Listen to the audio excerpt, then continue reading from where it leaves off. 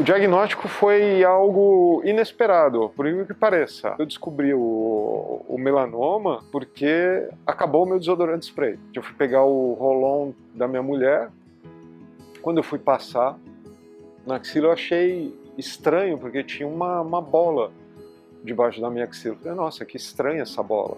Porque assim, não me incomodava, nem sabia que existia essa bola. E aí entra o meu irmão, que também é médico. Eu fiz uma foto pensando, né?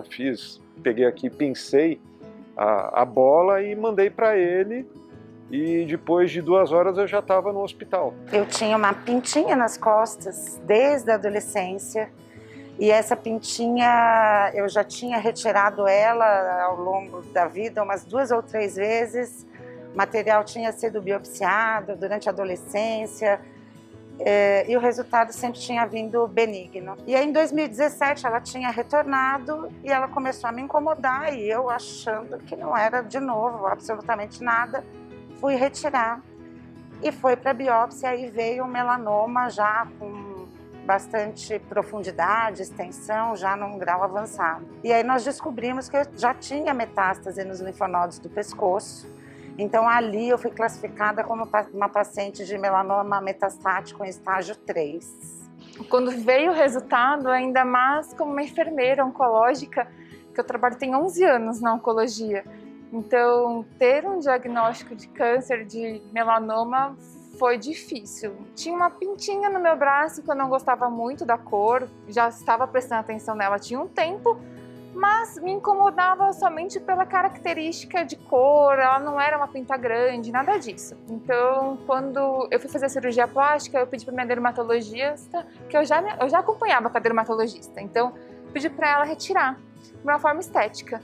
Não estava esperando de forma alguma, com 31 anos, ter um diagnóstico de melanoma.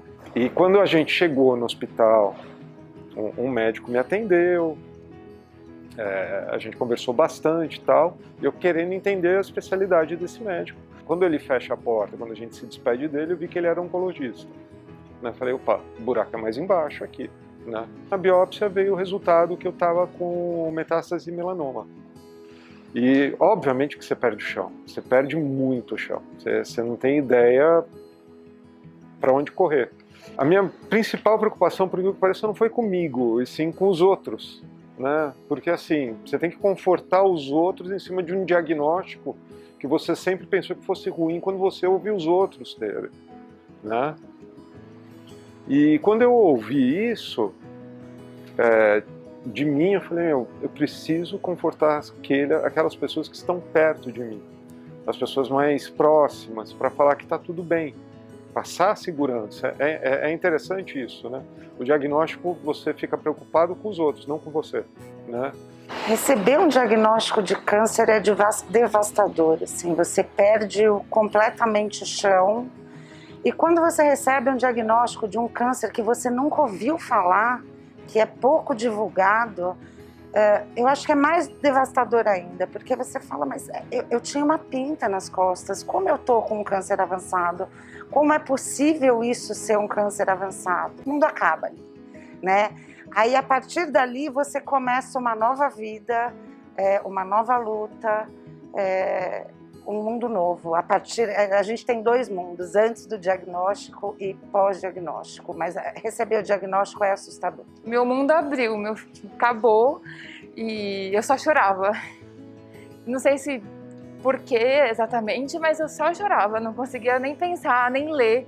Parecia que eu só lia o de melanoma invasivo, só conseguia ler isso. Por grande sorte, eu trabalho aqui no Sírio-Libanês e na hora eu tenho muitos médicos do meu lado, inclusive oncologistas que trabalham com melanoma, e eu liguei, me ajuda, pelo amor de Deus. E na hora eles me acalmaram, conversaram comigo, me falaram um pouco sobre os próximos passos. Eu, enfermeira oncológica, que sabia de tudo, que acompanha tudo isso, eu dia a dia fiquei sem chão, fiquei perdida. Parecia que eu não sabia nada. Então é difícil, não é assim, ai nossa, mas é mais fácil para você que sabe tudo. Parece que não, foi pior. A primeira coisa que eu fiz, aí eu fui diagnosticada em 2017, no início de 2018 eu fui para um tratamento cirúrgico, então eu fiz uma cirurgia para ampliar as margens da lesão inicial, então ali onde eu tinha retirado a pinta, eles fizeram uma limpeza maior, né, daquele pedaço de pele ali, tudo ao redor, e fiz a retirada das metástases dos linfonodos do pescoço. Então, minha primeira cirurgia eu fiz essas duas coisas, foi uma cirurgia bastante grande, bem agressiva, foram acho que 12 horas de cirurgia, e logo após essa cirurgia eu dei início à imunoterapia. E mesmo usando essa imunoterapia, eu tive uma progressão da doença, com o aparecimento de uma outra metástase nos linfonodos da axila.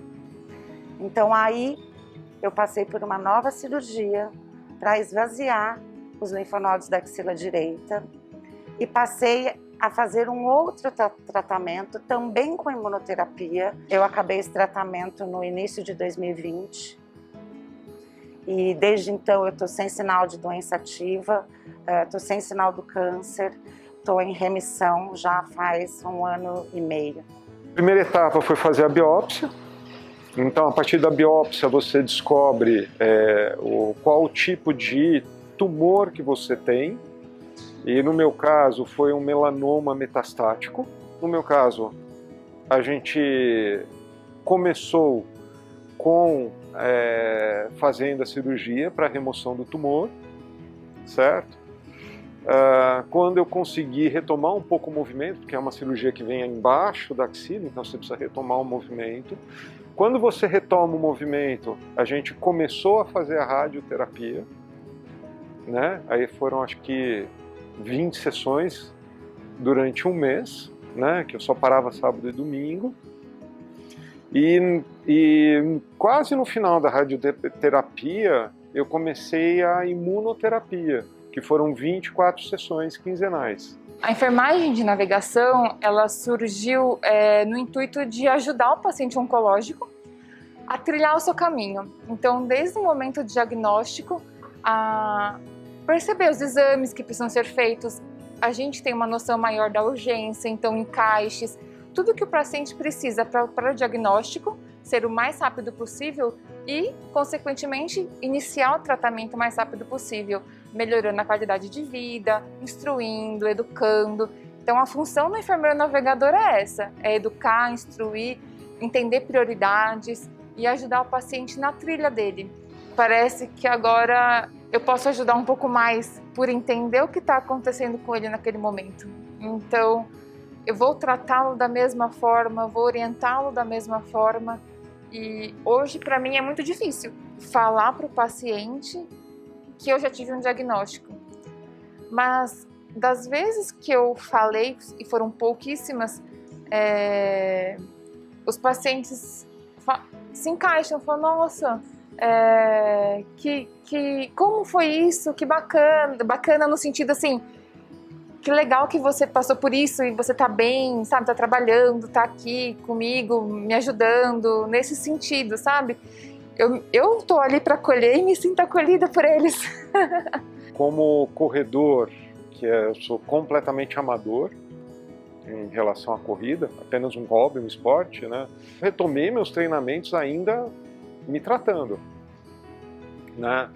Foi um período super complicado, porque você está enfraquecido, então você tem que retomar aos poucos. Quando vem um diagnóstico desse, a palavra resiliência vem de um jeito absurdo na sua vida. A resiliência nesse ponto todo do tratamento me fez até começar quando eu pude ser liberado de fazer exercícios, porque era um ato de resiliência, eu ter uma rotina para poder retomar as corridas, né? Quando você começa a correr, você sabe que vai ter um chão pela frente, né? Então você começa a buscar os incentivos, né? E foi muito legal isso, porque assim, eu fiquei pensando em todo mundo, absolutamente todo mundo que esteve comigo nessa corrida de 1 ano, né, que eu tive até o tratamento ter finalizado, né? Aí foi amigo, foi irmão, foi mãe, foi gente falecida, foi vó, né? foram os médicos, foram as enfermeiras, todo mundo chegou comigo lá naquela linha de chegada. Todo mundo comemorou comigo lá. Quando eu fui diagnosticada, eu estava sem plano de saúde. Então eu fiz o início de todo o meu tratamento foi via SUS. Então eu tive essa experiência de tratamento via SUS. E aí no meio do caminho eu consegui ingressar num plano de saúde. Então eu também tive essa experiência de ingressar num plano de saúde com uma doença pré-existente. Então, por conta de todas essas minhas experiências de acesso a tratamento, de acesso a diagnóstico, eu comecei a ajudar as pessoas que estavam passando por coisas que eu tinha passado. Eu sou advogada, tenho formação, especialização em Direito Médico da Saúde. Então, aliada a toda a minha experiência pessoal, a minha experiência profissional também passou a ajudar as pessoas que precisavam ter acesso a tratamento, a medicamento, que não conseguiam se encaixar num plano de saúde. E aí, através de um grupo do Facebook do Instituto, eu comecei a ajudar os pacientes. Veio o convite, eu comecei a me destacar nessa ajuda, eu fiz muitos amigos no grupo de pacientes. Perdi muitos amigos para a doença também, porque nós perdemos alguns amigos. Mas eu comecei a me destacar e aí veio o convite da presidente do Instituto para que eu assumisse a vice-presidência.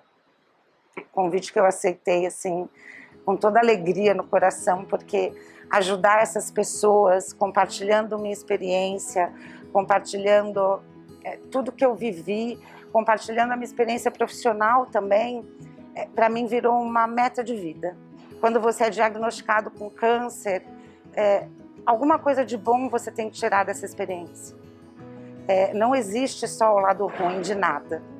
Então, quando você é diagnosticado com câncer, cabe a você enxergar qual é a tua meta ali depois daquele diagnóstico. E para mim, sem sombra de dúvida, a meta é ajudar esses pacientes. O programa Cuidando de Quem Cuida, ele é fenomenal, no meu sentido, assim, da minha vivência, não só por conta do melanoma, mas antes eu já me cuidava com a dermato, né? Então, eu passava com a dermatologista há algum tempo, com certa frequência, inclusive, por um outro problema de pele, e aí eu tenho esse lado de toda vez que eu precisava de um dermatologista, de um médico, de um apoio, eu fiz toda a parte de diagnóstico pelo Cuidando de Quem Cuida, né? E isso ajuda muito porque tem a confiança do sírio-libanês atrás do meu anátomo patológico, atrás dos profissionais, que eu sei que foi algo que eu não poderia ter melhor. Como eu consegui descobrir rápido, com autoexame mesmo, podendo olhar a pinta, ver que ela estava, conforme o tempo se alterando, né, mudando o aspecto, eu consegui ter uma atenção e no momento oportuno eu tirei. O principal aprendizado eu acho que é criar esperança. Acho que esse é o principal aprendizado que você tem nisso tudo. A resiliência é um dos itens que faz você criar esperança, porque você tem que enfrentar as dificuldades do próprio tratamento, você tem que enfrentar as dificuldades das próprias crenças que você ouve. Você tem que ser forte o suficiente para passar uma mensagem para as pessoas que se preocupam com você, que você tá bem, e levar conforto até para essas pessoas, porque por mais que eles vejam que você tá numa briga interna forte, você conseguir resolver essa tua briga interna para passar para as pessoas que você tá equilibrado e esperançoso é extremamente importante. O maior aprendizado sem sombra de dúvida, acreditar mais nas pessoas, viver o dia de hoje como se ele fosse realmente único. A gente aprende que a gente é finito. Todos nós somos finitos, com ou sem diagnóstico do câncer, mas a gente só se dá conta dessa finitude quando a gente tem um diagnóstico desse. Então, e a gente tem que usar isso a nosso favor. Então, se eu sou finita, hoje eu vou fazer o que eu tenho que fazer da melhor maneira possível. Eu vou ajudar os outros. Esse é o maior aprendizado para mim, de tudo isso. Quanto ao futuro, eu acho que a melhor palavra é esperança. Eu aprendi muito a me cuidar, a ter um olhar para si. Essa atenção que a gente tem que ter com o nosso corpo é fundamental.